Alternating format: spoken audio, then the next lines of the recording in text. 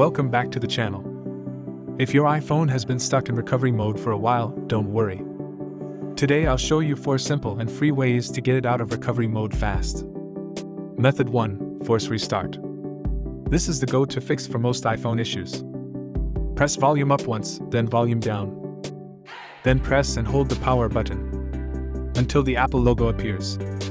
Your iPhone will restart and go back to normal. If your buttons aren't working, try the next method. Method 2. Use iTunes. Connect your iPhone to your computer and open iTunes. It will detect your device automatically. Click Update, and it'll download the latest iOS firmware. To update your iPhone and exit recovery mode. But if iTunes fails or you don't want to update your iOS, here's another option.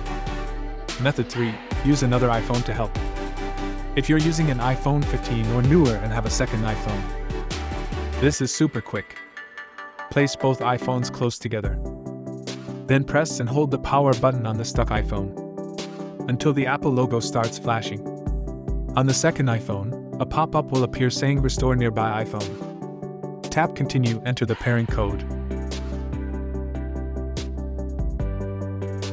Then choose Exit Recovery Mode. Your iPhone will restart and return to normal. And if you don't have another device, here's a more reliable method. Method 4. Use UltFone iOS System Repair. If you want to repair your iPhone without losing any data, this tool is a great option. It works for iPhones stuck on the Apple logo, those stuck in an infinite reboot loop, or problems that appear after an iOS update. I put the link below in the description for downloading. Connect your iPhone to your computer and open the program. It will automatically detect your device status. In the recovery mode section, just click Exit, and your iPhone will instantly leave recovery mode and go back to normal.